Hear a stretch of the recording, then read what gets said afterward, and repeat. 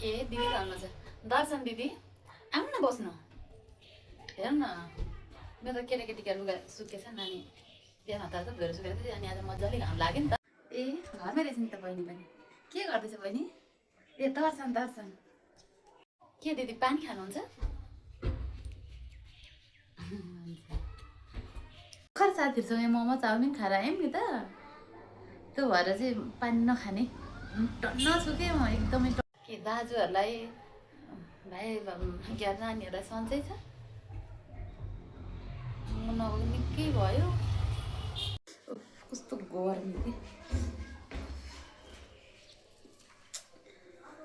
ए सन्चै छन् केटाकेटी सन्चै छन्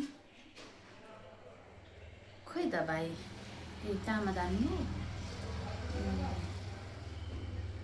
उता केटाकेटी दाजुहरू पनि ठिकै छन् बहिनी ठिक दिदी गरेँ नि अस्ति अलिकति चुरा लाएर आइरहेको थिएँ त्यो पनि नानीहरूले फुटाइदिइसक्यो दिदी तिमीले साउनको सपिङ गर्यौ मैले त अस्ति भर्खर 3टा साडी किने हरियो साउनमा अलिक ब्रान्डेडवाला अनि 4 जोर जति कुर्ता किने त अब मन्दिर गएर आएपछि त फेर्नुपर्छ नि त बहिनी 4 जोर चाहिँ हरियो कुर्ता हरियो पैँटो गरेर 4 जोर जति किने अनि अलिअलि मेकअपको सामान पनि सिद्धिएर त त्यो पनि किने तपाईँको दाजुले फेरि पैसा पठाइदिइरहनुहुन्छ कि महिनाको 1 लाख जति हुन्छ नि त तेरो पठाइदिइरहनुहुन्छ महिनाको 60-70 हजार त खर्चै हुन्छ नि बहिनी तपाईँको 20,000 कमाउनुहुन्छ भन्नुहुन्छ भाइले 60-70 हजार त खर्चै हुन्छ मेरो त अब मेकअपको सामान यतार उतार भनौँ केटा खान्थे पिन्थे भनौँ के भनौँ उता क्यान्टिनमा भनौँ 60-70 हजार त खर्चै हुन्छ नि बहिनी महिनाको त्यो पनि नर्मली हो नि अनि साउनमा लगभग त्यही 50,000 सपिङ गर भनेर पठाइदिनु भएको थियो अनि त्यसले पुग्दैन भनेको फेरि 20,000 थपिदिनु भयो कि अनि मन्दिर जानु पऱ्यो ड्रेस चेन्ज पनि गर्नै पऱ्यो नि त अब अहिलेको टिकटकको जमाना छ अब एउटा लगाएपछि अर्को लाउन मिल्दैन फोटो खिचिहालिन्छ त्यो भएर चाहिँ म एकचोटि भन्दा अर्कोचोटि ड्रेस लाउने गरेको छैन नि त बहिनी फेरि लाज लाग्छ कि मलाई आफैले लाज लाग्छ त्यो एकचोटि लाएर फोटो खिचेको लुगा त्यही लायो भने मलाई लाज लाग्छ नि त कस्तो अड लाग्छ नि अनि त्यही भएर मैले 4-5 जोर लुगा किने साउनको लागि अब साडी पनि ब्रान्डेड किने नि त 5,000 8-9 हजार पर्ने कुर्ताहरू पनि त्यही 10-12 हजार पर्ने किने सेटहरू त्यही भएर अलिक बढी नै खर्च गर्छु कि म चाहिँ अलिक बढी नै खर्च अब यतिखेर नलाएको नखाएको कहिले लाउनु हौ तिमी पो अब तिम्रो त्यो बाबुले 20 हजार कमाउनुहुन्छ भन्नुहुन्छ दिदी त्यत्रो तपाईँको अब दाजुले महिनामा लाख कमाउनुहुन्छ अनि अब जति खर्च गरे पनि पुग्दैन त श्रीमानले अब ज्यानी काम गरेर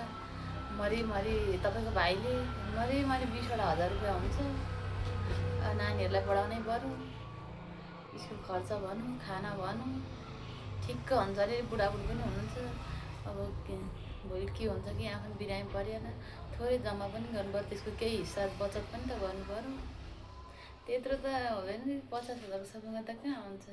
ल्याएर सबै दिनुहुन्छ बेवा धान्नु पऱ्यो घर बेवा धान्नै पुग्दैन नि दिदी महिनाको 20 हजारले के पुग्छ केटाकेटीले यो खान्छु भन्छ नि त खान्छु भन्छ नि भने जस्तो खान नि पाइँदैन दिँदैन नि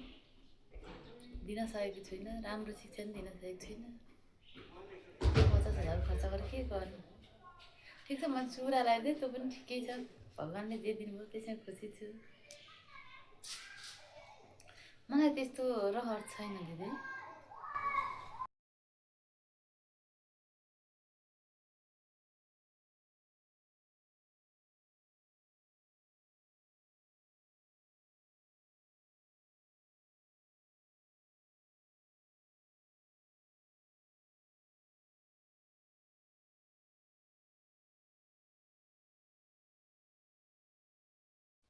हाम्रो यस्तो मिलेर बसेको परिवार स्वर्ग जस्तो घर भान्न आउँछ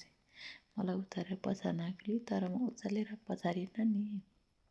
यसको कुरा बुझ्छु म हाम्रो परिवार रिस गरे